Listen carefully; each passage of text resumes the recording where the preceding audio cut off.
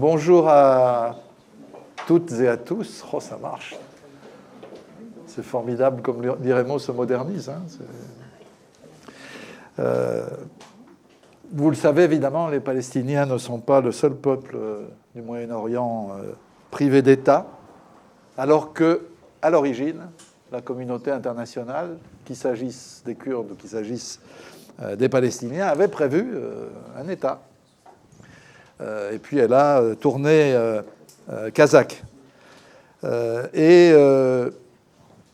Pour les Kurdes comme pour les Palestiniens, s'en est suivi une histoire longue, tragique, faite de phases d'espoir déçus et de désespoir pas déçus. Beaucoup de massacres. Les chiffres qui sont donnés dans le livre d'Adel Bakawan sont terribles. C'est pas loin de 200 000 morts. La période de l'offensive de Saddam Hussein contre les Kurdes irakiens. Et du coup, on a parfois la sensation, quand on lit des choses sur les Kurdes, qu'on est dans un lamento parfaitement légitime, évidemment, mais bon, on n'a pas très envie forcément de rentrer un peu plus avant dans l'éclairage, l'explication, l'analyse de cette histoire. Et c'est là le caractère, je trouve, très intéressant du livre qui vous est présenté aujourd'hui.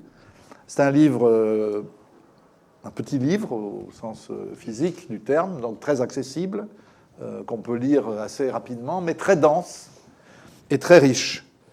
Il s'appelle donc L'impossible État irakien et porte en sous-titre Les Kurdes à la recherche d'un État, sous-titre dont nous avons fait le titre de cette rencontre. Je veux dire d'emblée, après Adel va vous expliquer lui-même, et mieux que je ne le ferai, qu'il ne s'agit pas d'un prolongement des travaux existants. Ce n'est pas un livre de plus sur l'histoire tragique du peuple kurde et du peuple kurde irakien en particulier. Il y a vraiment une contribution originale sur des points mal connus. Moi-même, qui ne suis pas un spécialiste de ces questions, j'ai vraiment appris beaucoup en lisant le livre, puisque j'ai l'habitude, un peu vieux jeu, de lire les livres qui sont présentés. Je sais que d'autres se contentent de notes de lecture préparées par des assistantes ou des assistants. Ça n'est pas mon cas. En particulier, ce qui m'a beaucoup frappé et sur quoi j'ai beaucoup appris, d'abord, c'est au début, c'est les 3 générations du djihadisme kurde. Pour moi, c'était vraiment une découverte.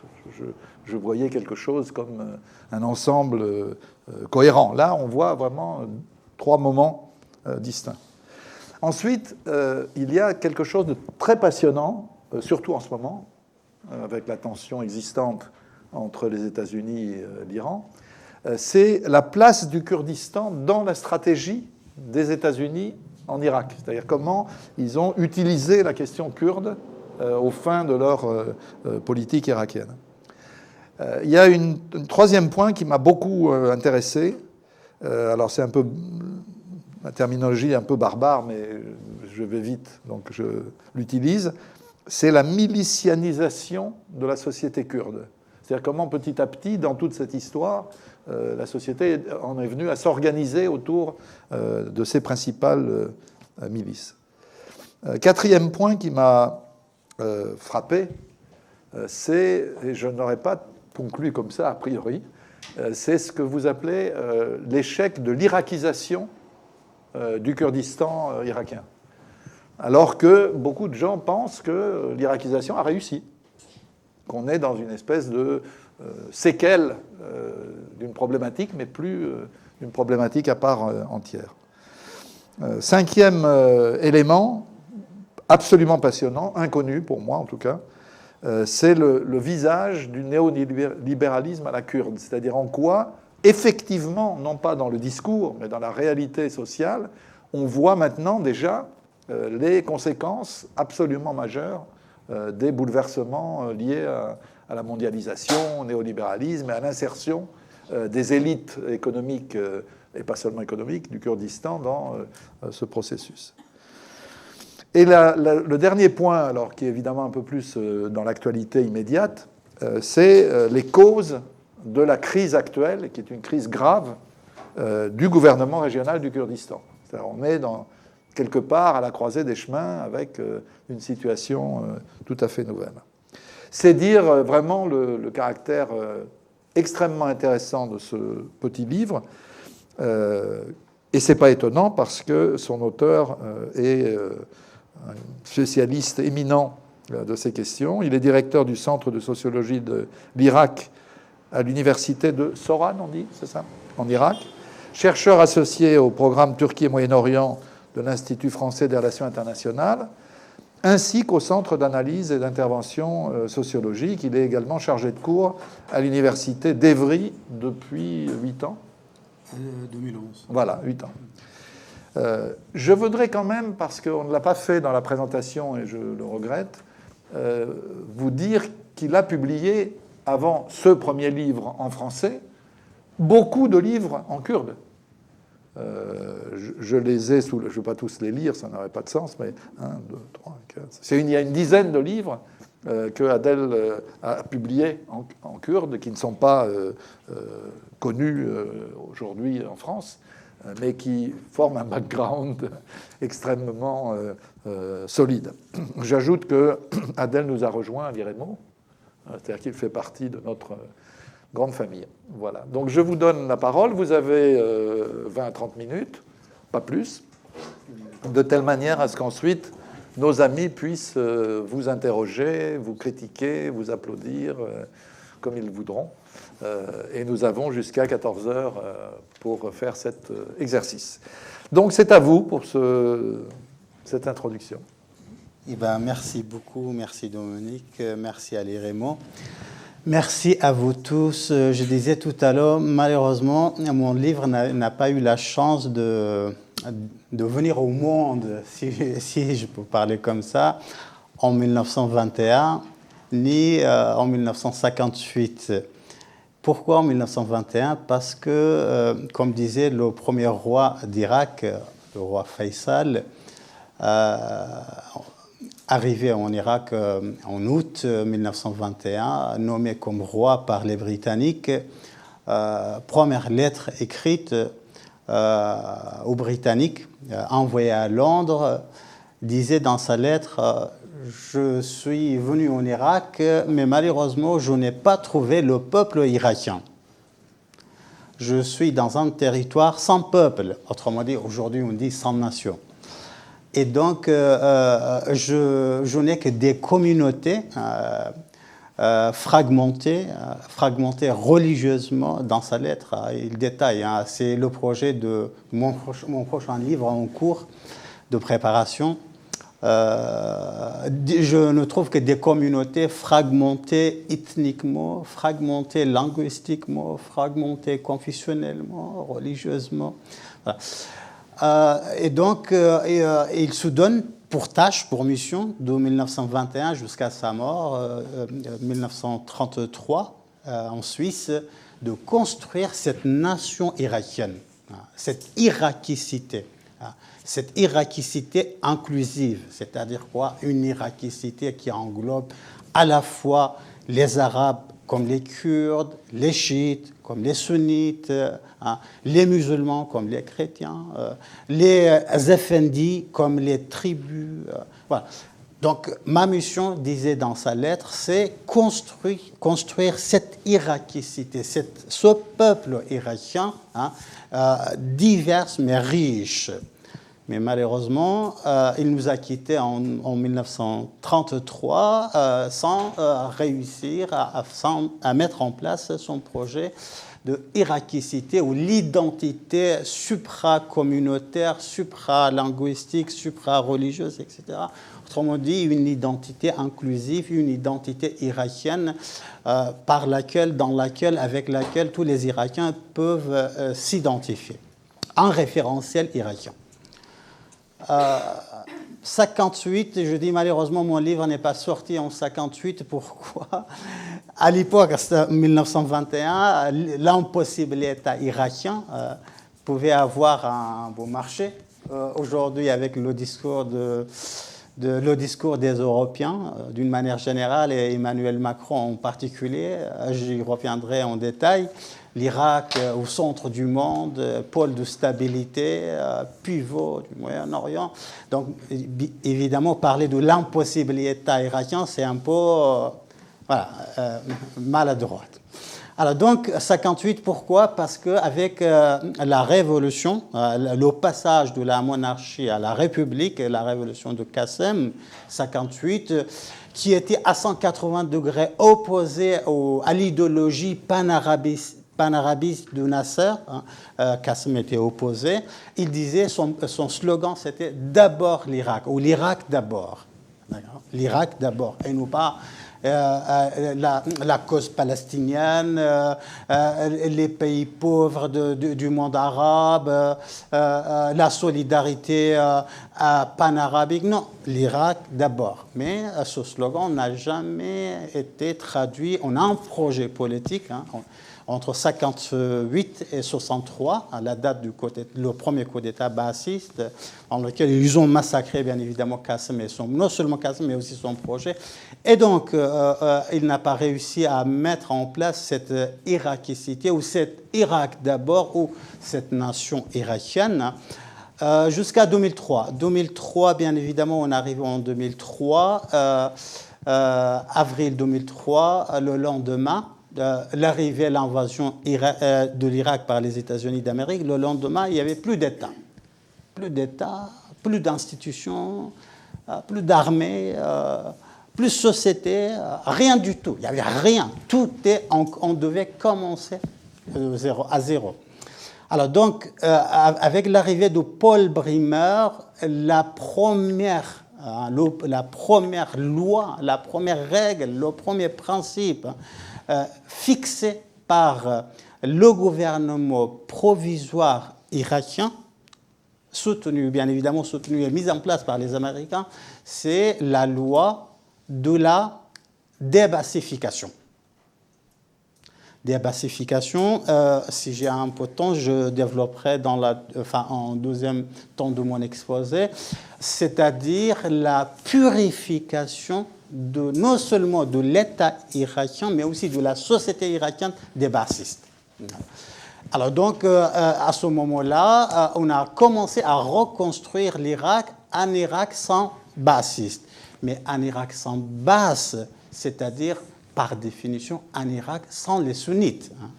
Alors donc, bref, je reprends 3 questions pour aborder la place des Kurdes, mais aussi, si vous me permettez, Dominique, la place des sunnites et des chiites dans l'État irakien, parce qu'il y a une interaction permanente entre la question kurde, la question chiite et la question sunnite au sein de cet État irakien. Alors pour cela, pourquoi aborder ce sujet aujourd'hui et ne pas présenter l'intégralité de mon livre? Je vous laisse bien évidemment le lire par vous-même. Parce que tout simplement, il y a 2 actualités très fondamentales, très importantes. La première, il y a depuis décembre 2017, il y a une volonté idéologique européenne en général et française en particulier de mettre l'Irak en scène comme un État, non seulement comme un partenaire non seulement viable, mais aussi crédible, avec qui on peut partager des projets. Et non seulement des projets économiques, mais aussi des projets culturels, des projets éducatifs, des projets politiques. Autrement dit, considérer, replacer l'Irak comme notre partenaire fondamental au Moyen-Orient. Quand je discute avec les acteurs des 2 ministères de la Défense et des ministères des Affaires étrangères, on m'explique, bien évidemment, ils reconnaissent parfaitement cette volonté idéologique française en me parlant de la situation en Turquie, la situation en Égypte, la situation en Syrie, en Arabie Saoudite, au Liban, etc. Dans ce contexte régional, l'Irak doit apparaître comme le pôle de stabilité. pôle de stabilité et pivot du Moyen-Orient. Mais moi, mon interrogation, est-ce que vraiment l'Irak est un pôle de stabilité? Est-ce que vraiment l'Irak est un pivot au Moyen-Orient? Est-ce que l'Irak peut devenir un partenaire stratégique, non seulement pour la France, mais aussi pour la communauté internationale? Pour répondre à ces questions-là, en tant que sociologue, tout ce qui est idéologique, je le mets entre parenthèses. Épistémologiquement parlant, peut-être ça ne vous parle pas cette terminologie, mais c'est très important pour nous, les scientifiques, surtout les sociologues.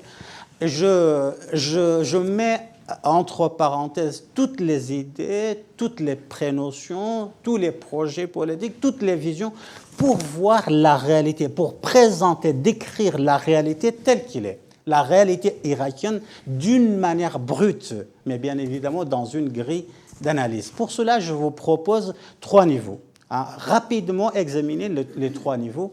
Le premier niveau, la reconstruction de l'État irakien de 2003 à 2019, à aujourd'hui.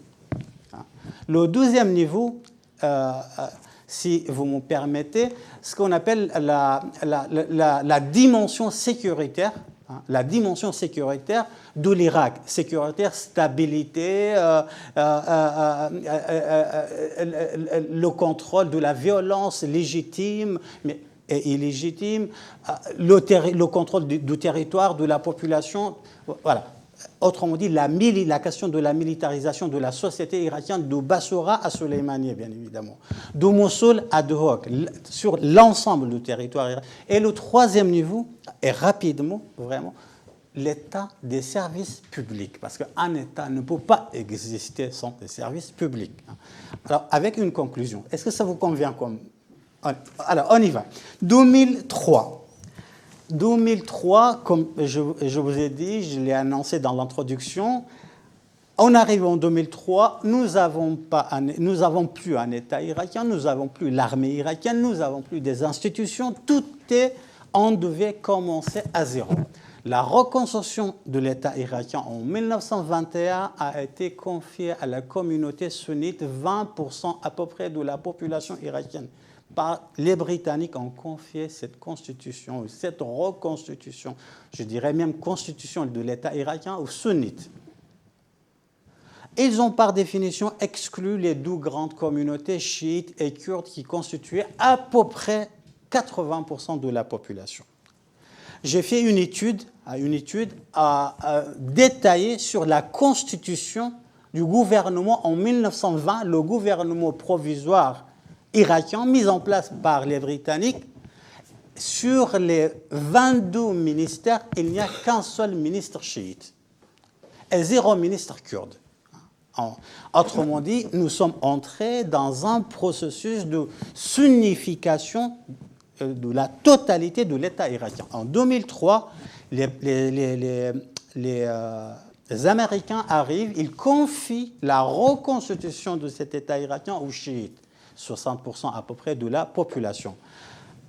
La première règle, la première loi promulguée comme je l'ai annoncé, par ce gouvernement provisoire irakien mis en place par Paul Bremer, l'ambassadeur américain en Irak, c'est la loi sur la débassification. C'est-à-dire quoi? C'est-à-dire 1,5 million bassistes en 2003, qui étaient intégrés dans les différentes institutions de l'État, ont été collectivement exclus de l'État irakien. Et ils étaient tous remplacés par qui?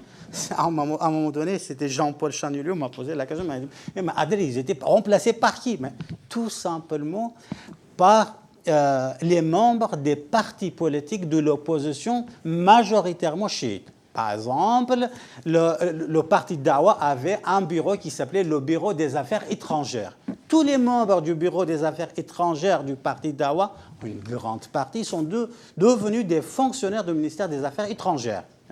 Le parti Dawa et les autres partis chiites, bien évidemment, surtout Al-Badr, ils avaient un bureau militaire. Les membres du bureau militaire de ces partis-là sont devenus des fonctionnaires du ministère des Affaires étrangères, etc., etc. Et même le directeur d'une école qui était bassiste auparavant, ils étaient remplacés par les membres de ces partis. Autrement dit, nous sommes entrés à partir de 2003, ce que j'appelle dans mon livre la partisanisation de la société irakienne. La partisanisation.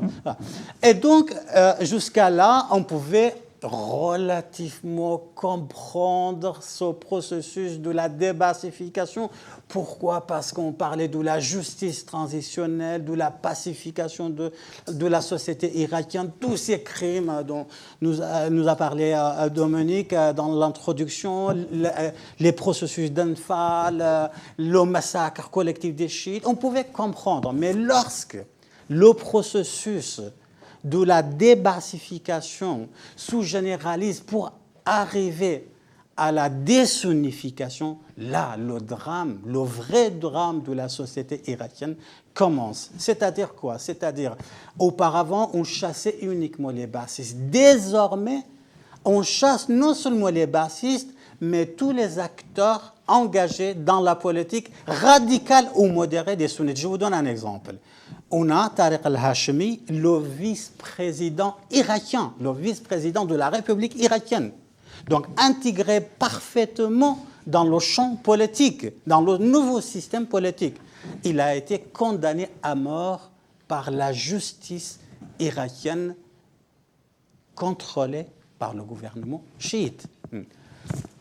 Au même titre que Abu Bakr al-Baghdadi. Autrement dit, la politique sunnite du gouvernement irakien pendant cette période-là, de 2003 jusqu'à 2017, ne fait pas la distinction entre un sunnite radical comme Abu Bakr al-Baghdadi et un sunnite modéré comme Tariq al-Hashimi ou Rafa al-Issawi, qui était le vice-premier ministre irakien, condamné à mort. Il vit entre Istanbul et Doha. S'il entre par malheur en Irak, le lendemain, il risque. Voilà, ça c'est la politique. Ensuite, la politique chiite, je parle de la reconstruction irakienne. La politique chiite de la question kurde pendant la période.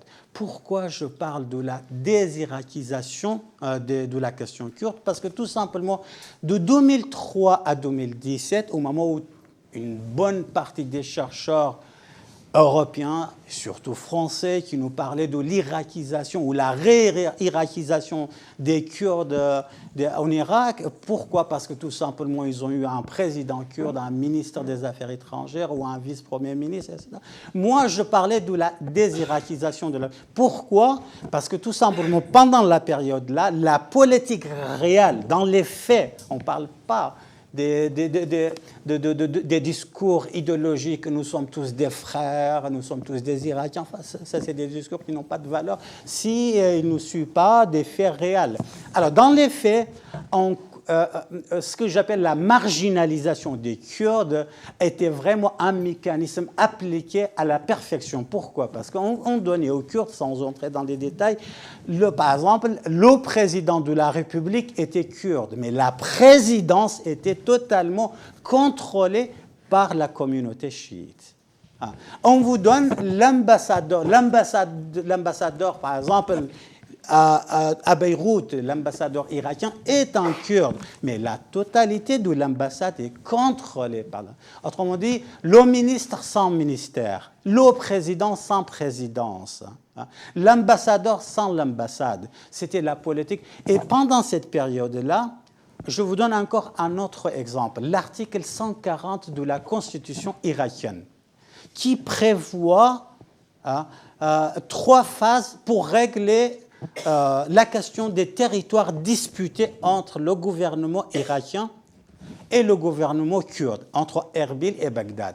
Alors, 3 phases, entre 2006 et 2007. La première phase, c'est la normalisation de ces territoires disputés. Deuxième phase, c'est le recensement de ces territoires. Troisième phase, c'est la mise en place d'un référendum.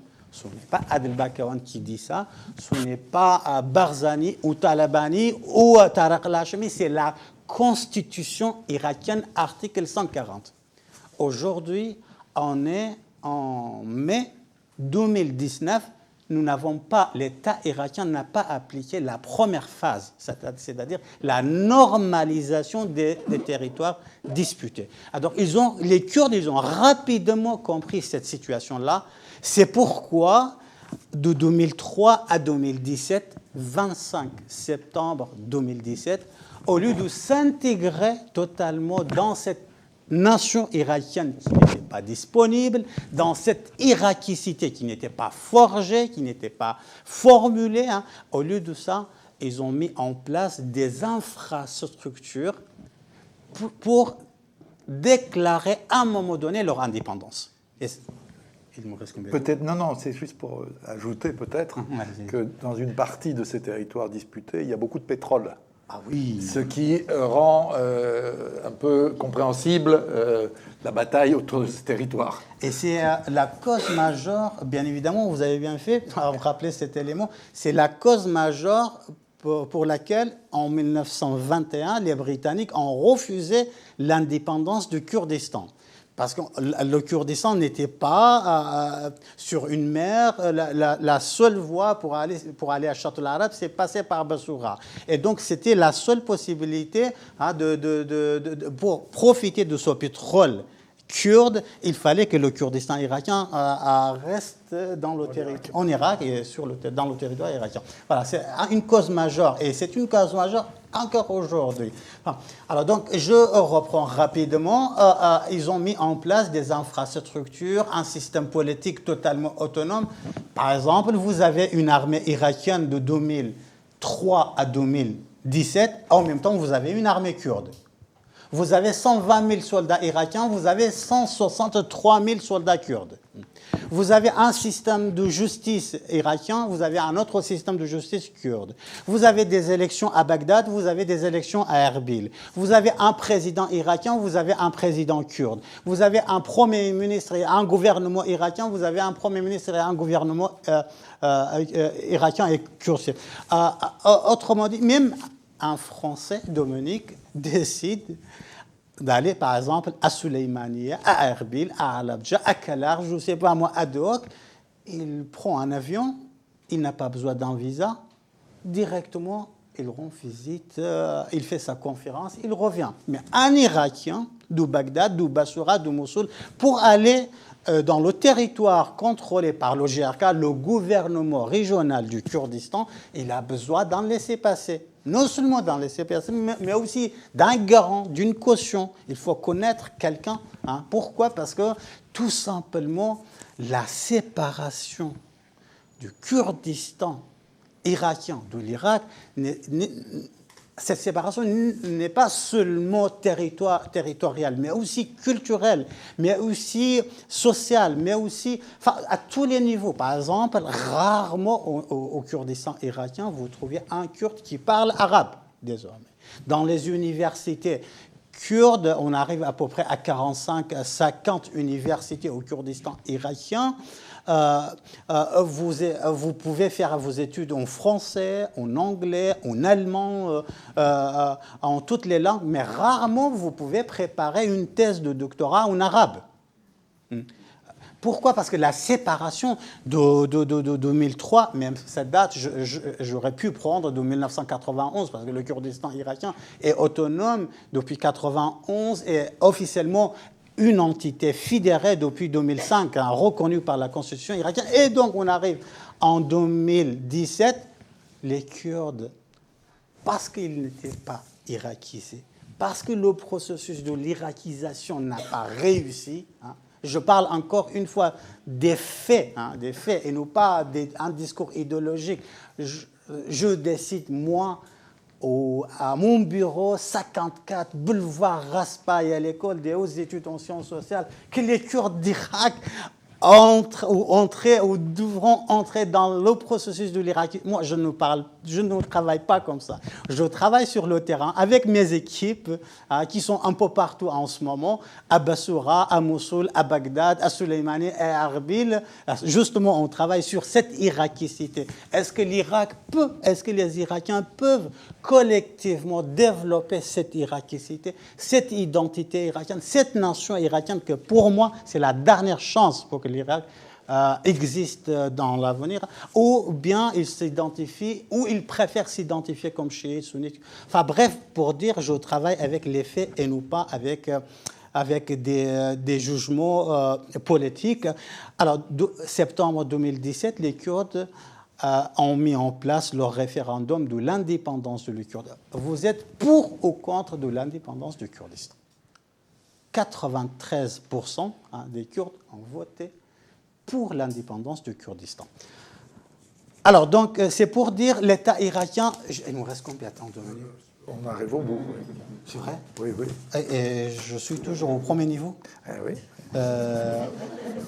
Oui, d'accord. Après, on va revenir avec les questions, il n'y a pas de problème. Alors, je m'arrête là par rapport à ce niveau-là. Le système de sécurité, ce système de sécurité irakien de 2003 à 2019, je parle d'un système de sécurité en panne. Pourquoi? Parce que, je ne vais pas développer, parce que je pense qu'il me reste 2-3 minutes. L'Irak, en 2018, c'était quand en 2018? Il y a un siècle. Non, mais 2018, c'était l'année dernière, n'est-ce pas? Eh bien, en 2018, l'Irak occupe la première place du classement mondial du terrorisme avec un score de 9,74. D'accord? En 2018. Mais mon Dieu, comment cet Irak, juste au bout de quelques mois, est devenu le pôle de stabilité au Moyen-Orient? J'aimerais bien qu'un politicien, un diplomate m'explique ce miracle. Au même moment, le nombre d'attaques terroristes en Irak entre 2006 et 2017, 2017 c'était quand? Il y a 12 ans. Et 37 962 attaques. Le premier pays au monde, 37 000 attaques. Mais comment on est passé de 2007 à en 2019 le pôle de stabilité au Moyen-Orient? Je ne vais pas détailler et autrement dit, le processus de la militarisation de la société irakienne. Ok, on nous parle de la stabilité en Irak. Comment un pays peut être stable lorsque les 3 parties de son territoire, le sud, totalement la violence, le monopole de la violence légitime et illégitime est dans les mains des milices chiites, 162 miliciens, 162 000 miliciens, lourdement armés, avec un budget de 3 milliards de dollars par an, fourni par le gouvernement irakien lui-même. Ce gouvernement qui ne peut pas déplacer un policier sans l'accord de ces milices. Dans le centre, la violence légitime et illégitime est contrôlée parfaitement par 2 acteurs. La nuit, l'État islamique, Daesh, le jour, les tribus. Le gouvernement n'a en aucun cas le monopole de la violence légitime et illégitime. Dans le nord kurde, cette violence est depuis 1991 jusqu'à aujourd'hui, est dans les mains d'une manière parfaite des Peshmerga, de l'UPK et du PDK. Autrement dit, ce gouvernement-là n'a en aucun cas le monopole de la violence, et celui qui n'a pas le monopole de la violence ne peut pas parler, n'est pas légitime de parler de la sécurisation et de la stabilisation de son pays. Je passe, Dominique, je ne rentre pas sur les conséquences de cette militarisation qui ont produit une génération irakienne, quand je dis irakienne, dans le sud chiite, dans le centre sunnite et dans le nord, pour simplifier, un kurde, une génération qui trouve non seulement son salaire chez ces milices, mais aussi le sens existentiel suprême de sa vie dans ces milices-là. Ces milices, ils sont là pour proposer des réponses à ces questions existentielles, pour lui proposer une place dans le système social, mais aussi pour lui proposer un avenir meilleur. Pourquoi? Parce que tout simplement, l'État irakien a livré cette génération à elle-même. Et donc, dans ces conditions-là, le processus de la milicisation ou de la militarisation de la société irakienne met en cause la totalité de ce projet qu'on peut l'appeler la stabilité de l'Irak. La fourniture des services publics. Je ne vais pas entrer en détail, mais je vous donne juste quelques chiffres rapidement.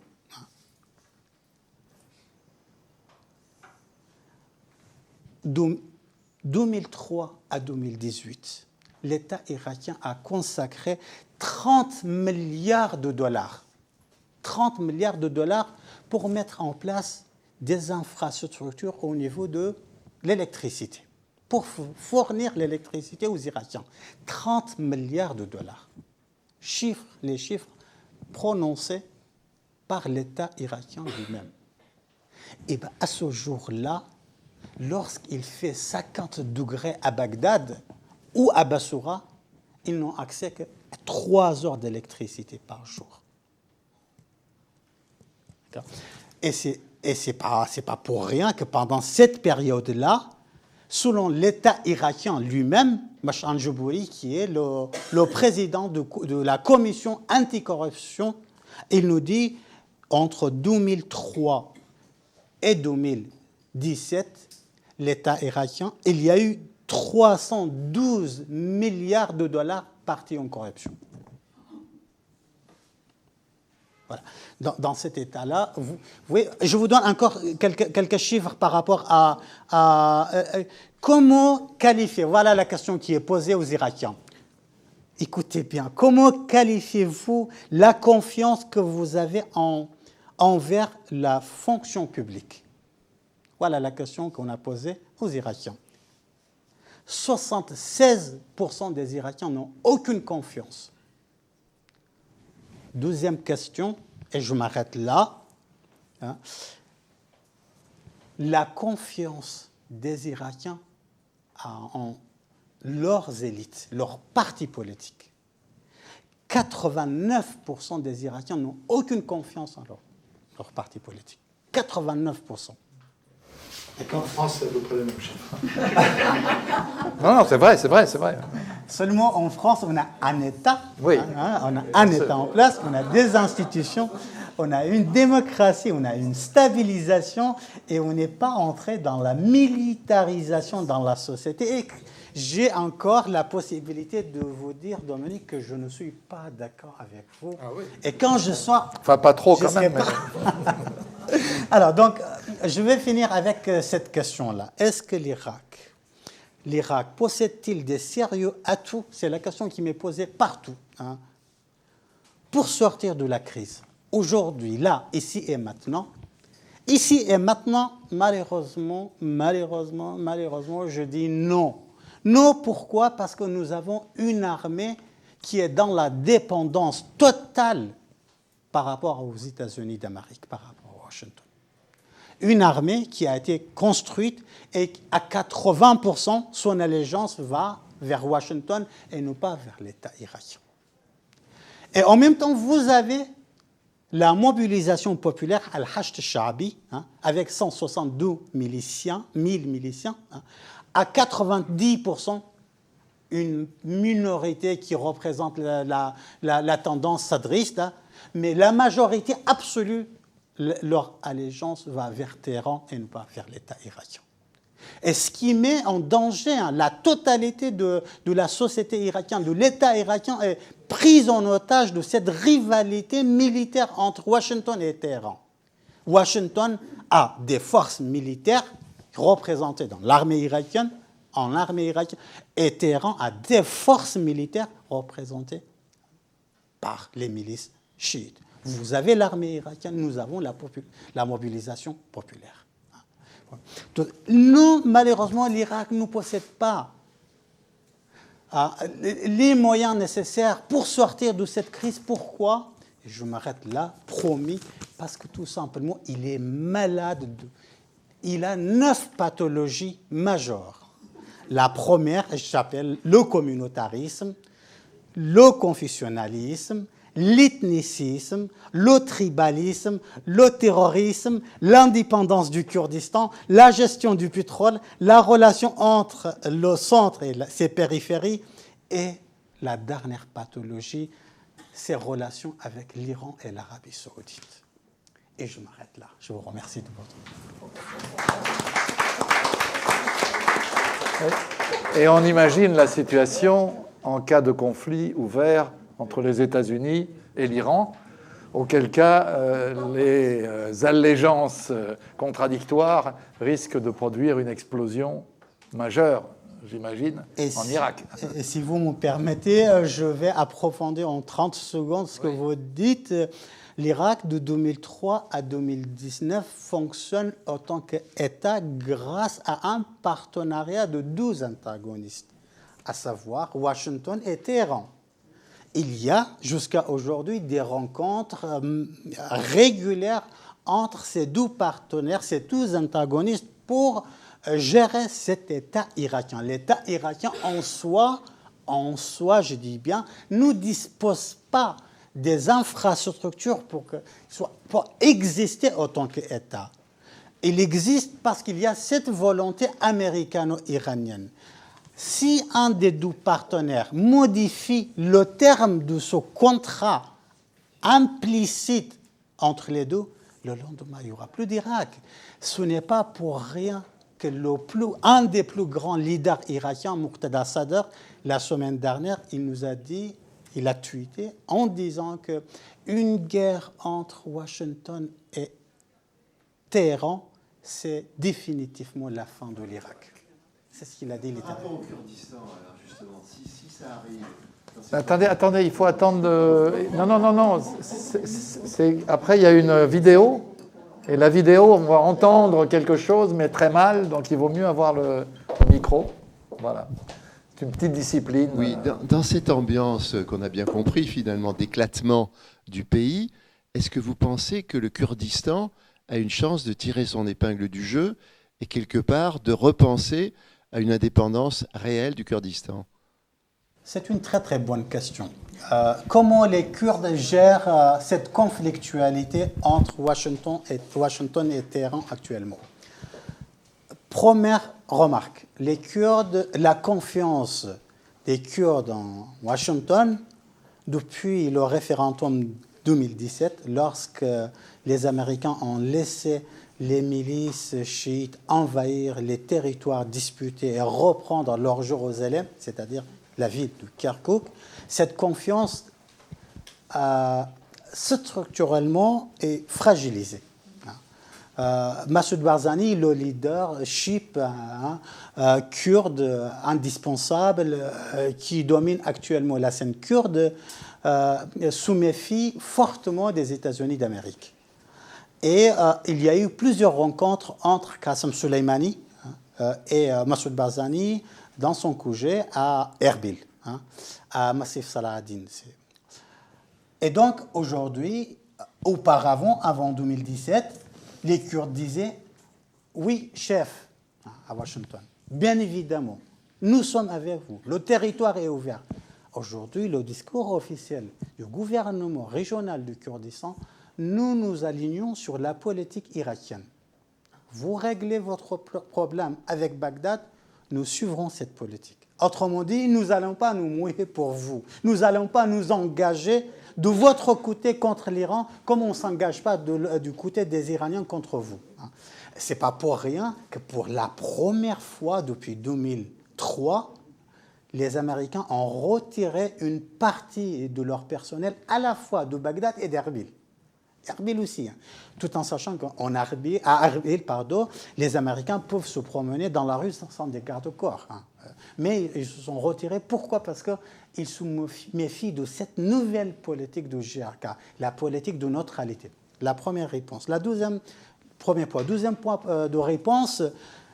Aujourd'hui, au Kurdistan irakien, le gouvernement régional du Kurdistan dispose tous les moyens pour déclarer son indépendance. Le seul élément qui empêche cette indépendance, ce n'est pas l'État irakien. c'est les conditions objectives de la politique internationale.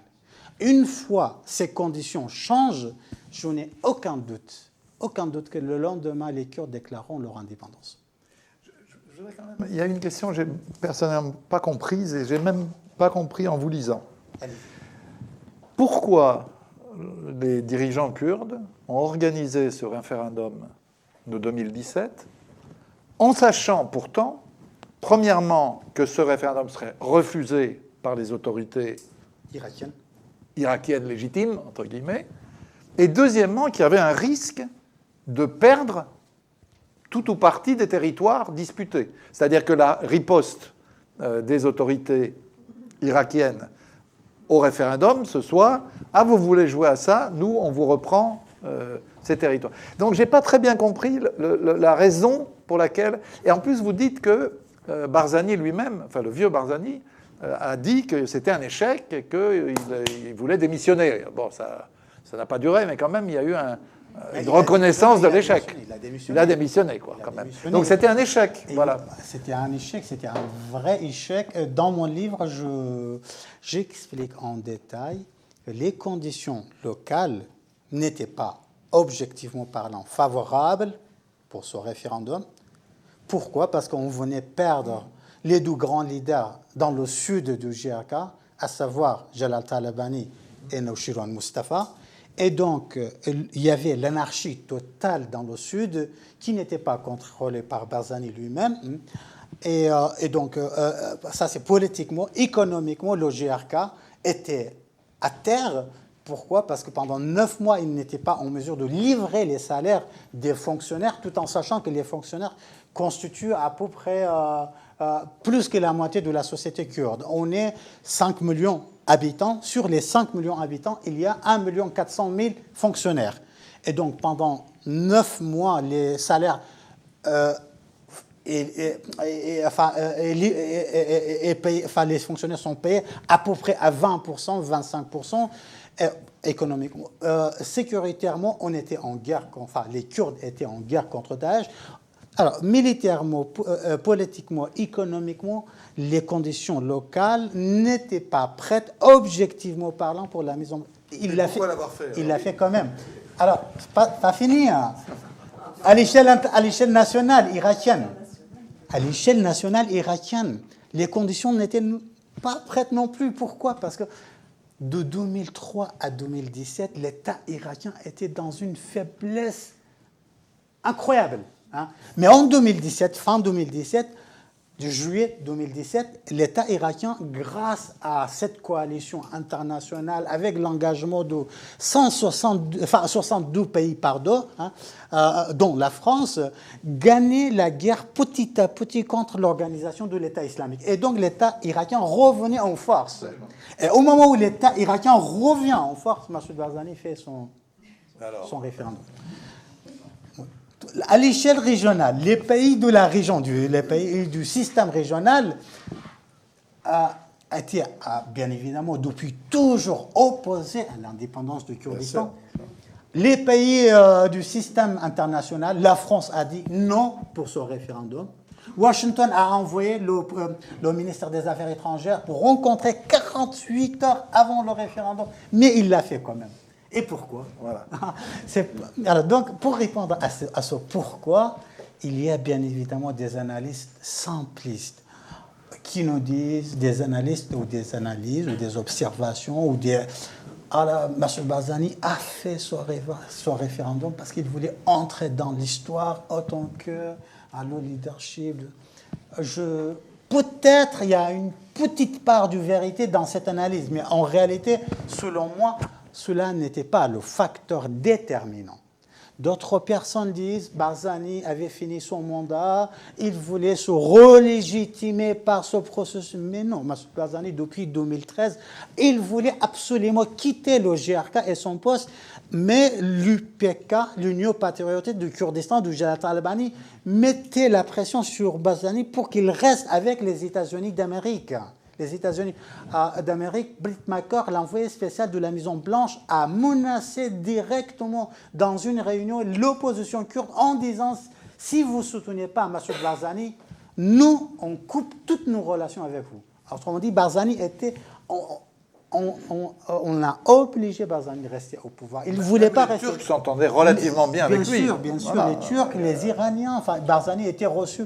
Mais François Hollande, le président de la République française, s'est rendu à Erbil 12 fois. 12 fois en tant que président de la République pour rencontrer Massoud Barzani. Autrement dit, tout le monde voulait Barzani reste au pouvoir. Donc non, ce n'était pas la cause majeure. Barzani ne voulait pas, par ce référendum, se relégitimer. Pourquoi? Parce que Barzani, de toute façon, est légitime. Pourquoi il est légitime? Regardez les élections de 2018, les élections nationales irakiennes. Le premier parti irakien, non seulement kurde, il est le premier, le PDK, le Parti démocratique du Kurdistan, est le premier parti qui a obtenu à lui seul 25 sièges, à l'échelle irakienne. Les autres, c'est des coalitions, des coalitions. Mais en tant que parti, il est le seul parti qui a obtenu 25 sièges. Donc, il est légitime. Il est légitime parce qu'en septembre 2018, il y a eu des élections régionales au Kurdistan. Il a obtenu à lui seul 45 sièges. Et donc, c'est lui, aujourd'hui, n'importe quelle délégation dans le monde, britannique, française, américaine, arabe, turque, qui seront à Erbil, il passe forcément par Massoud Barzani. Muqtada Sadr, il n'a aucune place dans le gouvernement.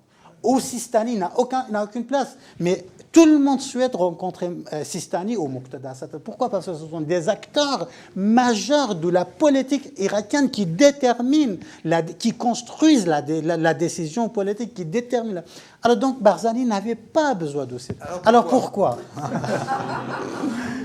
Parce que tout simplement, j'ai publié un article dans la revue Moyen-Orient. Pourquoi, dans la tête de Barzani, pourquoi Barzani voulait absolument ce référendum? Parce que tout simplement, il avait une grille de lecture. On considère Barzani... Personnellement, j'étais sur place au mois de septembre. J'ai fait des enquêtes, j'ai fait des entretiens détaillés, 175 heures d'entretien, avec tous les acteurs engagés dans ce domaine, y compris avec Fouad Hussein, qui est devenu ministre de l'économie irakienne et qui était le chef du cabinet de Massoud Barzani. Alors donc, Massoud Barzani, il avait une grille de lecture qui, bien évidemment, selon nous, a posteriori, est fausse. Pourquoi? Parce que les données démontrent d'autres réalités. Selon lui, à l'échelle locale, les conditions sont parfaitement prêtes, plus que jamais, pour faire le référendum. Pourquoi? Parce qu'il n'a plus d'adversaire. Auparavant, il y avait un Talabani qui pouvait dire non à ce référendum, le moment n'est pas venu. Jalal Talabani n'est plus là, il est le seul chef, le seul acteur qui détient la décision politique, donc localement, la condition est prête. Deuxième condition, l'armée irakienne, oui, gagne la bataille contre Daesh, mais cette armée irakienne n'existe pas sans le soutien des États-Unis d'Amérique. Et donc l'armée irakienne est faible. L'Irak est faible économiquement, militairement, parce que l'Irak en 2017 avait une dette de 117 milliards de dollars. Et donc économiquement, militairement, tous les niveaux, l'Irak est dans une situation de fragilité. Et il sera dans l'obligation d'accepter ce rêve. Régionalement parlant, les conditions sont prêtes. Pourquoi? Parce que la Turquie, malgré son discours idéologique contre les Kurdes, en fin de compte, elle va accepter le référendum de l'indépendance du Kurdistan. Pourquoi? Parce qu'il y a 15 milliards d'échanges économiques entre le GRK, le gouvernement régional du Kurdistan, et la Turquie. Et la Turquie n'est pas prête, malgré son discours idéologique, à sacrifier ces 15 milliards de dollars. L'Iran ne peut rien faire. Pourquoi? Parce qu'il est dans une adversité avec l'administration. Et la société internationale, de toute façon, la communauté internationale a adopté le gouvernement régional comme un partenaire crédible, fiable, avec qui on peut faire des affaires. Regardez les 33 consulats des pays occidentaux, regardez la présence des bases militaires américaines, regardez les 1200 militaires français, allemands, français, etc. sur place. Et donc, nous sommes perçus dans la mémoire politique occidentale comme le protecteur des minorités, comme le havre de la démocratie, comme le pôle de stabilité. Finalement, l'Occident ne va pas sacrifier Voilà sa grille de lecture. Donc, si on voulait résumer d'une phrase, on est devant une méthode Coué à la kurde. On se persuade soi-même que les conditions sont réunies alors qu'elles ne le sont pas. Alors, si vous me permettez, je vous donne tout de suite la parole. J'ajoute un seul élément. Relativement, je dis bien, notez bien s'il vous plaît, relativement déterminant, cette grille de lecture de Massoud Barzani a été renforcée par une bonne ou grande catégorie des conseillers occidentaux. Je pense que vous n'allez pas me demander leur nom, c'est connu par tout le monde. Hein.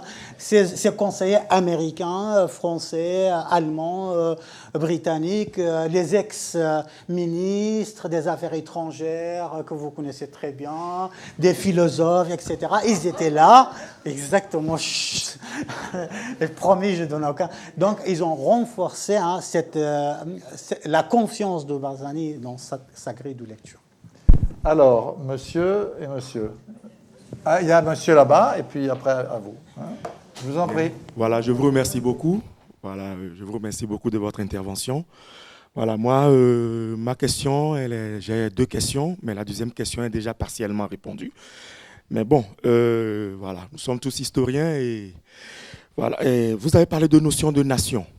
Voilà, et quand on parle de notion de nation, il y a quand même un concept, il y a la volonté, une volonté commune et un projet commun. Donc, dans votre intervention, j'ai remarqué que, en fait, les Kurdes en Irak se sentent exclus de ce projet commun-là, c'est-à-dire d'être intégrés dans une nation irakienne. C'est comme si on veut leur imposer un concept d'irakisation où ils doivent penser irakien, manger irakien, dormir irakien. Bon, voilà, connaissant bien déjà les Kurdes qui sont déjà organisés en leur sein, ils ont déjà un territoire, une culture propre. Je crois qu'ils se sentent vraiment rejetés par rapport à cette création de nation kurde. Donc, ma question, elle est toute simple. Pensez-vous que la solution vient du fédéralisme? Voilà. Et ma seconde question, voilà, c'est par rapport aux voisins turcs. Moi, j'ai fait ma thèse en Turquie. Et bon, voilà, je connais un peu le problème, voilà, quand je parle avec mes amis kurdes de la Turquie et puis bon, mes collègues kurdes qui sont venus d'Irak pour leur doctorat, je vois quand même la problématique. C'est une problématique vraiment majeure, c'est un enjeu. Et j'aimerais savoir si la création d'un État kurde posera un problème majeur pour le voisin turc. Vous venez d'en parler qu'il y a des échanges, oui, j'en sais quelque chose déjà. Il y a beaucoup d'échanges. Même un téléphone portable coûte moins cher à Istanbul que vers la frontière irakienne, parce que ça vient du Kurdistan. Donc ce sont mes amis kurdes qui font quand même ce petit business-là pour pouvoir se remplir les poches en allant dans leur village, acheter un peu de tout. Et vous avez parlé aussi de la mondialisation dans votre introduction. Donc la création d'un État kurde posera-t-il problème aux voisins turcs? Merci beaucoup.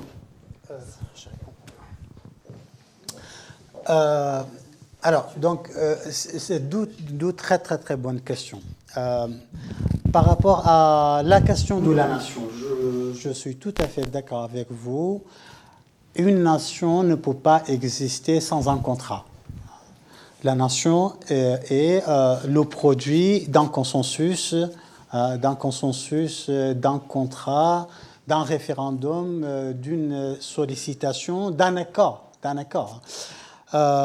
Seulement, nous avons en Irak une constitution de 2005, article 3, qui ne reconnaît pas la nation irakienne. Pour la constitution irakienne, grand problème, je l'ai détaillé ailleurs, ça vient de la constitution irakienne qui n'adopte pas, qui ne reconnaît pas l'existence d'une nation irakienne. Dans cet article 3, il est dit l'Irak est constitué de plusieurs nations, de plusieurs communautés, mais l'Irak fait partie de la Ligue arabe. La Ligue arabe fait partie du monde islamique. Alors, à partir de cela, je pense personnellement, aujourd'hui, les conditions internationales ne permettent pas l'indépendance du Kurdistan. Ne permettent pas l'indépendance du chiistan, parce que les chiites du sud aussi actuellement réclament leur fédéralisme. Autrement dit, le fédéralisme dans l'imaginaire irakien, c'est plutôt une sorte de l'indépendance. Ils réclament leur indépendance. Les sunnites aussi, ils ont fait plusieurs réunions à Erbil et à Amman pour formuler une demande une sorte d'autonomie. Aujourd'hui, la volonté internationale, c'est le rejet total de la fragmentation du territoire irakien. Et donc, qu'est-ce qu'on fait? Alors, une fois on a dit non à l'indépendance de ces peuples, on oublie même le mot peuple, de ces groupes, d'accord, ces groupes humains qui n'ont pas pu vivre ensemble de 1921 à 2019. Et aujourd'hui, on dit non à votre indépendance, non à votre autonomie, vous devez vivre ensemble. Pour moi, il n'y a que deux solutions. L'Irak est devant deux options. La première option, tant que l'indépendance n'est pas disponible pour ces groupes humains, la séparation n'est pas disponible. Juste un petit rappel, à la Maison des sciences de l'homme, je dirige un groupe de recherche sur l'indépendantisme, le séparatisme et la construction d'État. On travaille sur plusieurs territoires du monde avec 13 chercheurs internationaux un peu partout. Et donc aujourd'hui en Irak, le séparatisme, l'indépendantisme n'est pas disponible. Dans ce cas-là, je reviens à votre première question, la question du fédéralisme. Comment faire? Alors, moi, ma réponse, c'est construire une nation irakienne. Mais pour construire une nation irakienne, vous avez besoin d'un nationalisme irakien. Or, aujourd'hui, les acteurs majeurs de la société, entre guillemets, la société irakienne, ce sont des acteurs communautaires. Vous n'avez pas un nationalisme irakien. Vous n'avez pas un seul acteur majeur qui vous parle de la nation irakienne. On vous parle de la nation kurde, de la nation turkomane, de la nation arabe, mais personne ne parle de la nation irakienne. Alors, pour les Kurdes, l'Irak est un pays kurde. Pour les Arabes, l'Irak est un pays arabe. Pour les Turcomanes, l'Irak est un pays turcomane. Enfin, je voulais dire, en absence de ce nationalisme irakien, la question de la nation est mise entre parenthèses. Et pourtant, internationalement parlant, de Emmanuel Macron jusqu'à partout, dès qu'on rencontre un acteur irakien, comme Adel Abdel-Mahdi ou Barham Saleh, on parle directement de la nation irakienne. Et je me demande, mais mon Dieu, ces présidents, ils n'ont pas des conseillers, ils n'ont pas une connaissance. Mais de quelle nation irakienne vous parlez? De quelle nation irakienne? La nation arabe, la nation kurde, la nation turcomane, la nation juive, la nation chrétienne, la nation yézidi. Voilà. Et donc, puisque ce nationalisme, j'arrête là, ce nationalisme irakien n'est pas là pour construire une nation irakienne inclusive, alors dans ce cas-là, et parce que la volonté internationale ne nous permet pas l'indépendance, je pense que la seule solution, ce n'est pas le fédéralisme, c'est plutôt le confédéralisme. Qu'est-ce que le confédéralisme? Je développe un petit peu ou je m'arrête? Non. Il faut, oui. Voilà, le confédéralisme à l'irakienne. Je parle bien le confédéralisme à l'irakienne. Aujourd'hui, vous avez un confédéralisme. C'est-à-dire quoi? C'est-à-dire vous avez un territoire contrôlé, une population contrôlée, gouvernée par les sunnites eux-mêmes. Vous avez un territoire, une population contrôlée, gouvernée par les chiites. Un territoire, une population contrôlée, gouvernée par les Kurdes. À l'état pratique, vous avez un confédéralisme. Pourquoi ne pas l'adopter? Pourquoi ne pas l'institutionnaliser? Nous avons institutionnalisé les milices. Pourquoi ne pas institutionnaliser ce confédéralisme qui nous permet, en tant qu'Irakiens, vivre en paix? Je n'ai pas répondu à votre deuxième question. Je n'ai pas répondu à la deuxième question. On va revenir au Turc. On va y revenir de toute façon. Merci beaucoup. Merci de m'avoir donné la parole.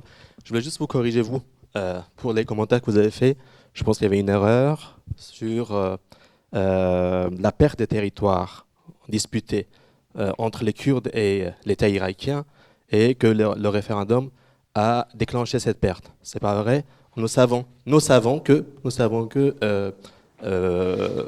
l'armée irakienne, tous les renseignements de service sécurité kurde nous disait que l'armée irakienne, depuis 2014, en fait, se préparait pour récupérer ces territoires qui ont été, sur lesquels les Peshmerga ont mis la main mise, parce qu'une grande partie de l'armée irakienne a fui ces territoires-là, à la suite de la venue de Daesh. Okay.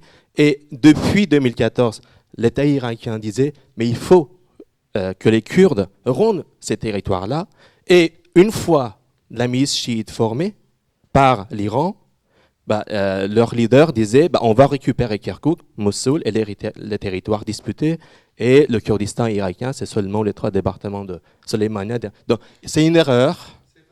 Je pense que c'est une erreur d'analyse de dire que... Oui. Jolie formule, l'occasion fait le larron. C'est-à-dire que c'était prêt, mais on a sauté sur l'occasion pour... De toute façon, l'armée irakienne n'avait pas besoin de ce référendum pour venir, pour masser. Vous connaissez l'histoire de l'armée irakienne. Oui, enfin la il n'y avait pas chronologie est besoin là. de ce référendum pour venir vers le Kurdistan. Et l'autre chose, c'est que vous avez oublié, peut-être, cher Adel, une autre raison objective. Il y avait une raison objective pour le référendum de M. Barzani. C'était que, pour une fois, le territoire kurde d'Irak historique était réuni, unifié. Donc il y avait une condition objective pour organiser ce référendum. Et comme Barzani savait que de toute façon, l'armée irakienne et la milice chiite comptent à masser leurs forces vers les territoires disputés, il fallait profiter de cette unification de territoire kurde pour organiser ce référendum, une fois pour toutes, pour prouver que le projet irakien a échoué. Merci beaucoup. Monsieur, et après madame. Bonjour, je suis médecin, j'ai eu un étudiant kurde il y a une dizaine d'années à Paris, et donc j'ai eu l'occasion d'aller 2 fois à Erbil, invité par lui. La première fois, je suis arrivé le jeudi avant la fermeture de l'aéroport, le vendredi, là, en 2017, au moment du référendum. Donc je suis resté 24 heures pile, j'ai dû repartir en catastrophe. Et là, cette année, j'ai pu y rester une semaine. J'ai mieux vu, j'ai constaté tout à fait que sur le plan intellectuel, moi je me déplace beaucoup, mais Maghreb aussi, j'ai un niveau de congrès, le congrès de cancérologie du Kurdistan.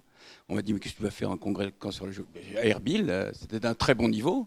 J'ai pu me promener dans Erbil sans problème tout seul, donc il n'y a aucun problème de sécurité. Et en ce qui concerne le référendum, j'ai dit, mais la suite, mais ils m'ont dit, mais faut attendre, ça va venir, t'en fais pas. On a perdu, là, en 2017, mais ça va venir. Donc je ne les ai pas du tout sentis à fonder une notion arabe irakienne. Enfin bon. Par contre, j'ai eu l'occasion de dîner chez une famille qui était en conflit avec Saddam Hussein, kurde, avant la guerre, et qui a dû se réfugier en Iran, comme beaucoup, je crois. Et au moment de la guerre Irak-Iran, j'ai découvert que ces Kurdes se sont battus contre les Irakiens, contre Saddam Hussein, ont été embauchés par les Iraniens, et qu'à la fin de la guerre, les Irakiens leur ont dit venez, on va régler nos comptes, et donc le monsieur a été tué par les Irakiens. Donc ma question, alors moi j'aimerais bien avoir un cours sur la relation entre l'Iran et les Kurdes, mais en 2019, c'est quoi la relation entre l'Iran et les Kurdes du Kurdistan irakien? Ouais. Alors, quelle heure il est? Faudrait faire en fait les Kurdes et leurs voisins, parce qu'il y a la Turquie, il y a l'Iran, il y a la Syrie. Non, c'est vrai, je peux faire la connexion avec cette question.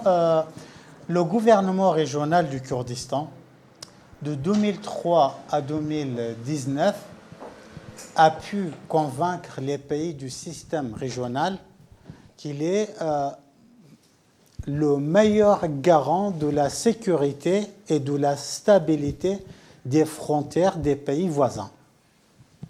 C'est-à-dire quoi? C'est-à-dire, dans les années 1920, pour le dire rapidement, on avait un Cheikh Mahmoud, le roi du Kurdistan, qui voulait un État kurde pour tous les Kurdes partout dans le monde. Autrement dit, la kurdicité était fondée sur le pan-kurdisme. Un État pour les Kurdes sur l'ensemble du territoire reconnu comme le Kurdistan. Ça, c'est la première génération nationaliste kurde. De 2003 à 2017, on passe de la première génération, ce que j'appelle à la 4e génération nationaliste kurde. On passe du pan-kurdisme à une kurdicité dans le territoire du Kurdistan irakien. Autrement dit, le Kurdistan n'est que le Kurdistan reconnu comme le Kurdistan irakien. Et ce Kurdistan irakien, en tant qu'entité politique, juridique, militaire, sécuritaire, pour qu'il existe, doit se faire accepter et adopter par le système des pays de la région, le système politique des pays de la région, à savoir l'Iran, la Turquie et l'Arabie saoudite en 2019. Ces trois pays. De 2003 à 2019, le gouvernement régional irakien est devenu le partenaire stratégique de la République islamique de l'Iran pour protéger les deux côtés de la frontière, sécuritairement, mais aussi économiquement. Les échanges commerciaux entre Téhéran et Erbil arrivent aujourd'hui à 8 milliards de dollars. 8 milliards de dollars. Pareil pour la Turquie, je l'ai dit, avec l'Arabie saoudite. Autrement dit, c'est ça, c'est une relation de partenaire. Et grâce à ce partenariat-là, le JRK devient bien évidemment le bourreau des Kurdes de l'Iran, de la Turquie et de la Syrie. Et il n'a pas de choix. C'est dur de dire ça. C'est difficile d'accepter ça éthiquement, mais parce qu'au Kurdistan irakien, vous avez une génération d'hommes d'État qui se comportent tous les jours avec les grandes diplomaties du monde, ils ont la raison d'État et non pas la raison d'éthique, morale ou idéologique. C'est ce que j'appelle la fin du pan-kurdisme. D'autres questions, madame? Merci. Merci, monsieur. Moi, je voulais vous parler sur place. J'ai vécu 2 ans en fait, au Kurdistan en travaillant en ONG. Il y a 2 questions qui... De quoi? Erbil. Erbil avec des placements ad hoc. Et 2 questions me viennent à l'esprit. La première, vous parlez d'une zone kurde. Quelle frontière? Vous avez déjà évoqué la question des territoires disputés. Je l'ai vécu clairement en passant un nombre de checkpoints absolument incroyable. Et du coup, pour moi, première question qui viendrait, c'est si on a un confédéralisme, où est-ce qu'on met la frontière? J'ai vu assez le Kurdistan, le gouvernorat de Ninive se déchirer dessus. Et j'ai vu aussi combien ça appauvrissait les populations parce que moins de commerce, les gens ne peuvent plus travailler. Donc comment on fait ça? Sachant que je ne vois pas l'intérêt d'avoir un Kurdistan avec un homme complètement malade à côté. Vous avez assez parlé des problèmes sécuritaires de l'Irak. Donc comment faire avec eux? Je pense aussi que si Arabes et Kurdes ne se voient pas, parce qu'ils sont complètement séparés, ils se connaîtront moins et il y aura un plus grand risque, on va dire, de conflit et de préjugés. Deuxième question, votre Kurdistan, qui on met dedans sur quel projet? Si c'est un Kurdistan basé sur la kurdicité, vous avez parlé des chrétiens, des yézidis, mais les Kakai, les Shabaks, les que sais-je, j'ai pas fait le tour. Qu'est-ce qu'on en fait en fait? Ils se sentiront pas forcément musulmans, sunnites, ni kurdes, parlent pas forcément la langue. Sur quoi vous bâtissez le projet commun? Je vous remercie. Alors, je dois être clair, je ne suis pas un homme politique. Oui. Je ne suis pas un politicien, je ne fais partie d'aucun parti politique, je suis un sociologue totalement indépendant. Et je vous parle en tant que sociologue. Je ne suis, au moment où je travaille en tant que sociologue, je ne suis pas kurde, je ne suis pas arabe, je ne suis pas musulman, je ne suis pas chrétien, je ne suis pas athée. Je suis tout simplement un sociologue avec ses outils. Alors donc j'essaye de prendre de la distance avec tout ça, avec toutes ces dimensions et travailler sur les faits. Alors les Kurdes, et quand je parle, je ne dis pas nous, je dis toujours les Kurdes.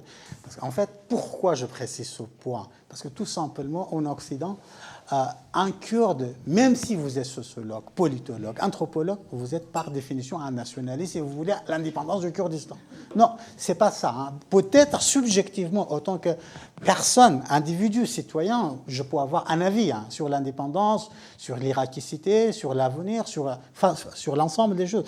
Mais en tant que sociologue, je ne me permets pas ça, c'est le premier principe. Deuxième principe, la question du confédéralisme et les territoires disputés.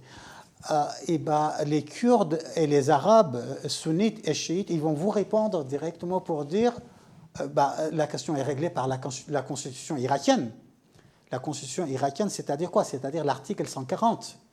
L'article 140, c'est 3 phases. D'abord, normaliser ce territoire, ces territoires disputés. Hein. Et d'ailleurs, les Irakiens, ils ne sont pas d'accord sur la terminologie. Pour les Arabes, c'est des territoires disputés. Et là, j'adopte la terminologie des Arabes irakiens quand je dis les territoires disputés. Parce que les Kurdes, ils disent les territoires détachés.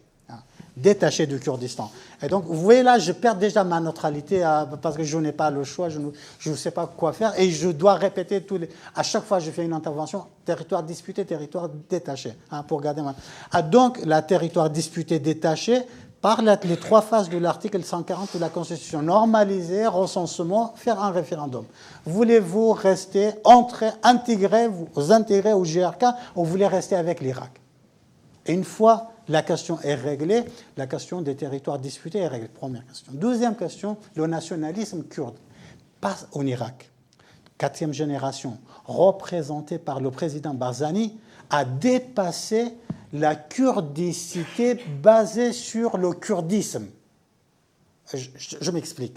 Cette kurdicité qui était auparavant construite sur le kurdisme du Cheikh Mahmoud Barzanji à Soleimani, le premier roi du Kurdistan, qui voulait un État kurde pour tous les Kurdes sur l'ensemble du Kurdistan, est dépassée par un Massoud Barzani qui veut une kurdicité qui est basée sur le kurdistanais. Le kurdistanais, c'est-à-dire quoi? Le kurdistanisme, c'est que vous êtes turcoman, vous êtes yézidi, vous êtes chrétien, vous êtes juif, vous êtes kakaï, vous êtes sabia, mais vous êtes sénégalais, parce qu'on a aujourd'hui des sénégalais kurdistanais qui sont venus au Kurdistan, ils se sont installés depuis 2003 au Kurdistan, des Gabonais, des Sénégalais, je ne sais pas moi, des Philippines, ils se sont installés et ils ont eu maintenant ils ont la nationalité et ils vivent sur ce territoire et ils s'identifient comme... ils pensent qu'ils appartiennent à ce territoire-là, à cette population-là. Et donc, le nationalisme kurde a développé le kurdistanais, c'est-à-dire quoi? C'est-à-dire, vous gardez votre appartenance ethnique, religieuse, je ne sais pas moi, sociale, etc., etc., votre micro-identité, comme moi, je peux être kurde, mais kurdistanais. Vous pouvez, en Irak, enfin au Kurdistan, vous avez remarqué pendant les 12 années que les grandes villes comme Erbil, Duhok et Soleimani débordaient des Arabes, n'est-ce pas? Vous pouvez avoir des Arabes un peu partout, des Arabes irakiens, mais aussi des Arabes syriens, n'est-ce pas? Vous pouvez être arabe, mais kurdistanais. Vous pouvez être turc, mais kurdistanais. C'est par cette construction, on va dire, idéologique qui ont dépassé cette complexe de kurdicité basée sur le kurdisme. Je ne sais pas si je suis clair. Est-ce que je peux vous poser une question qui me paraît assez importante? Au fond, vous parliez de raison d'État, mais on ne voit pas quelle autre issue il peut y avoir que cette logique-là. Parce que je me souviens du ministre turc des Affaires étrangères, un grand ministre à l'époque, Davutoglu, qui avait comme politique 0 problème avec les voisins. Hein? Bon, ça n'a pas très bien marché, comme on voit, mais l'idée était une belle idée. Mais ça, pour un projet pan-kurde, c'est impossible. Parce que dès qu'il y a un projet pan-kurde, on va se fâcher avec les Irakiens, avec les Iraniens, avec les Turcs, avec les Syriens.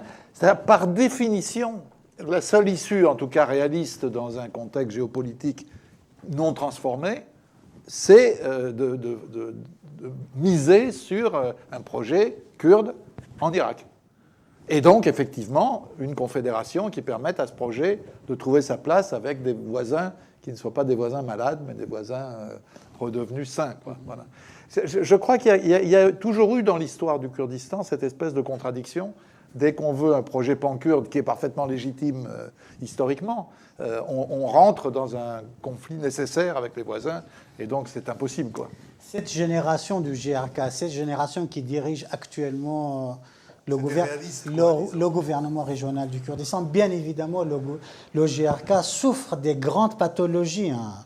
Le gouvernement régional du Kurdistan, notez bien, ne se trouve pas en France, n'est pas une province de la Suède, n'est pas un État, 53e État aux États-Unis, n'est-ce pas? Ça se trouve en Irak. Un Irak qui est débordé par des crises majeures, comme je vous ai expliqué. Et donc, le GRK souffre à son tour des grandes pathologies, comme par exemple la corruption. En 2013, le nombre des milliardaires dans les 9 pays européens arrive à, si le chiffre me revient, 19 milliardaires, 9 pays européens en 2013. Au Kurdistan irakien, le nombre des milliardaires arrive à 31. D'accord ? Juste au Kurdistan irakien, 5 millions d'habitants. C'est pour dire que la corruption est devenue un système, la fragilisation du système militaire. Les Kurdes n'arrivent pas toujours à former une armée unifiée, hein, parce que vous avez aujourd'hui le GRK avec son armée, mais en même temps le PDK et l'UPK. Pour dire que le GRK aussi souffre des problèmes. Mais en même temps, à la tête du GRK, vous avez une génération hommes d'État de 92 à 2019 qui ont intériorisé à la perfection les normes, les règles, la vision, les comportements et même la manière de s'habiller, la manière de parler. Enfin, moi, je rencontre ces hommes politiques quand je compare en 98 que je rencontrais ces hommes-là et aujourd'hui en 2019. Mais mon Dieu, la manière de s'habiller, de s'adresser, de parler, de discuter, d'échanger, enfin, c'est à 180 degrés, leur monde a changé. Premièrement. Deuxièmement, n'oubliez pas, à cause ou grâce, ça dépend comment on voit les choses, de cette grande transformation sociétale, pour la première fois dans l'histoire de la société kurde, la société de classe apparaît sur la scène. Aujourd'hui, vous avez le haut de la société et le bas de la société. L'écart entre les salaires des deux côtés, là, le haut, une personne qui fait partie de la société, une personne qui fait partie du... C'est 363 ans. Autrement dit, une personne qui est là tout en bas doit travailler 363 ans pour avoir les revenus d'une année d'une personne qui fait partie de la haute société. Ils ne sont pas tous politiques. Hein. Il y a une classe d'affaires, il y a une classe bourgeoise. Ce n'est pas pour rien que les Kurdes les appellent les nouveaux pharaons. Hein. Et ces nouveaux pharaons, ils ont leur propre quartier, leur propre village, leur propre école. C'est fermé. Hein. Ils ont leur propre piscine, leur propre cinéma. Les professeurs qui enseignent dans leurs écoles de leurs enfants, ce sont des professeurs américains, anglais, français qui se déplacent. Enfin, la langue enseignée, d'abord c'est l'anglais, ensuite c'est le kurde. Enfin, donc c'est une société de classe. Vous étiez à Erbil, vous avez vu, je ne sais pas moi quelle année, mais vous avez très bien remarqué la grande distinction de classe. Et donc non seulement vous avez une génération homme d'État, mais vous avez aussi une société de classe. Merci beaucoup Adel Bakawan. On va laisser un petit peu de temps à nos amis pour pouvoir acheter votre livre et vous le faire dédicacer. Ou pas. Si vous voulez bien.